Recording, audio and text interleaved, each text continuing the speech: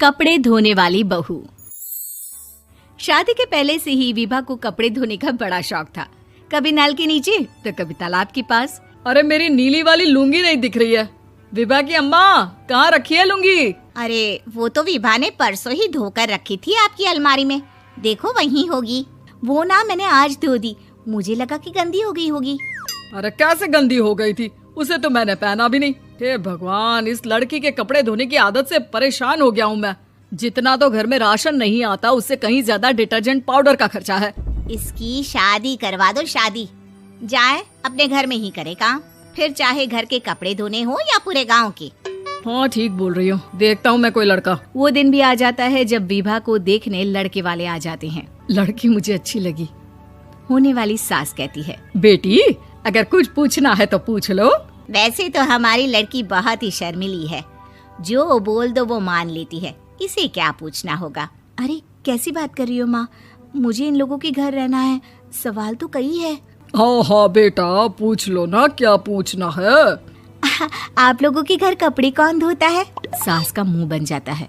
देखो, अगर तुम ये कहना चाहती हो कि तुम्हें कपड़े धोने नहीं आते तो सुन लो, कपड़े मैं ही धोती हूँ, लेकिन तुम्हारे आ जाने के बाद मैं रुमाल तक नहीं धोऊंगी। अरे चुप रहना भाग्यवान, बहू बेचारी घर आई नहीं, उसे डराना शुरू कर दिया। वो क्या है ना बिटिया, अभी तक तो ये कल्लू की माँ ही धोती थी, लेकिन अब तुम्हारे पापा तो दहेज में वॉशिंग मशीन देंगे ही।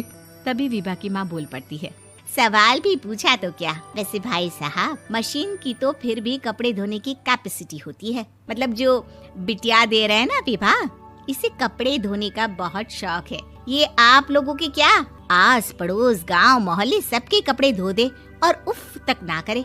बाहर देखा नहीं आपने कितने कपड़े सूख रहे हैं? सब हमारी बिटिया ने ही तो धोए हैं। बस भी करो ना माँ, शर्म आ रही इतनी तारीफ सुनकर। और तो और एक दाग निकाल कर दिखाओ तो मान जाओ। हाँ अच्छा, माफ करना बेटा, मैंने गलत समझा। हमें तो रिश्ता बहुत पसंद है। और ऐसे जुड़ जाता है रिश्ता कपड़े धोने का शौक रखने वाली विभा का। उसकी शादी हो जाती है कोयला फैक्ट्री में काम करने वाले कल्लू के साथ। शादी के बाद अचानक विभा चिल्लाती हुई सास के पास आती है। सासू माँ, अरे सासू माँ कहाँ है आप? ये तो धोखा है, धोखा दिया आप लोगों ने मुझे। इसे ससुर के चक्कर के बारे में पता चल गया। अरे तो उसमें तुझे क्यों धोखा मिला है? अरे नल में पानी नहीं आता, कपड़े कैसे कब धुलेंगे? अच्छा, तू पानी नहीं आ रहा उसकी बात कर रही है। तो आपने क्या सोचा? कुछ नहीं। अच्छा, तेरी माँ ने कहा था कि कपड़े धोने का शौक है तुझे, याद आया मुझे।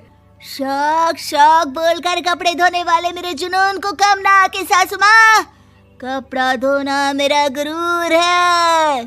तभी पति भी वहाँ आ जाता है। अभी मैंने इसे सनी देओल की फिल्म दिखाई है, उसी के डायलॉग मार रही है माँ। अच्छा सुन, साफ बता रही हूँ, पानी सुबह 4 से 6 और शाम को 10 से 12 आता है, समझी? विभा टाइमिंग सुनकर हैरान हो जाती है। ये क्या भूतों का मोहल्ला है? सुबह 4 बजे उठकर कौन कपड़े धोता है? 4 बजे टंकी में पानी जाता है, फिर सारा दिन धोना ना, किसने मना किया? अरे कैसी बात कर रही हैं? 200 लीटर की टंकी में कितने कपड़े धो लूंगी मैं? सुबह ही उठ जाऊंगी मैं। अब क्या था, विभा सुबह 4 से लेकर रात के 12 बजे तक कपड़े ही धोती रहती। एक रोज सास पड़ोस से निकलकर कहीं जा रही होती है कि साथ वाली कहती है, हाँ कल्लू की माँ, जरा ये बताओ कि 2 साड़ी है, 2 ब्लाउज और एक पेटीकोट और एक नाड़े वाला लंबा कच्छा। हाँ तो? अरे तो क्या, कितना लोगी धुलाई ये बताओ। धोबन दिख रहे हैं हम क्या? हमारे पति सरकारी नौकरी से अभी रिटायर हुए हैं और बेटा सुपरवाइजर है कोयला फैक्ट्री में। धोबन समझ रखा है हमें।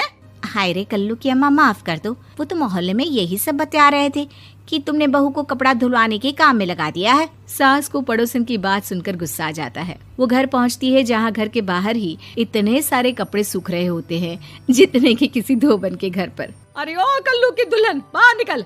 माँ जी यहीं आ जाओ, बाथरूम में चादर धो रहे हैं हम। अरे अभी हम धोते हैं, तुमको बाहर निकलो। ये आस पड़ोस वाले बोल रहे हैं कि हम बहू से कपड़े धुलवा कर उसे कपड़ा धोने वाली बना दिए हैं। अरे छोड़ो ना माँ जी, किन लोगों की बातों में आती हो? आस पास के लोगों का तो काम ही होता है कि वो किसी तरह सास बहू को लड़ा दे। बहू सारे घर के कपड़े धोती है, ये क्या कम है? बोलिए। सास को भी लग जाता है कि वो बहू का ये सनकीपन नहीं छुड़वा सकती, इससे अच्छा है कि खुद ही चुप हो जाए। एक रोज सास और बहू मंदिर जाते हैं, जहाँ सास की साड़ी वहाँ खड़ी भीख मांगने वाली से मिलती है। माँ जी क्या बात है, आपकी साड़ी उस भिखारन से कितनी मिल रही है ना? हाँ हाँ देखो तो, दोनों की साड़ी मिल रही है। क्या बात है कल्लू की अम्मा, तुम खुद को तो अफसर की बीवी बताती हो और ऐसी सिंपल सी प्लेन साड़ी पहनकर घूमती हो। सिंपल और प्लेन नहीं है ये साड़ी। तो क्या सोने के धागे से फूल बने हैं? कुछ भी सासू माँ, कुछ भी। हाँ बने थे इस साड़ी में सोने के धागे से फूल। मेरे पति लेकर आए थे मद्रास से स्पेशली मेरे लिए 10,000 की।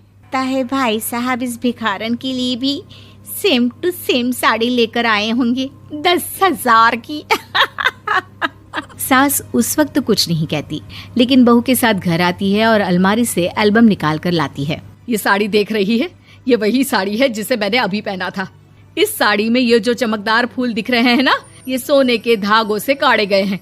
लेकिन तू लोकल वॉशिंग मशीन ब्रश से घिस घिस कर सारे फूलों को निकाल कर साड़ी प्लेन कर दी।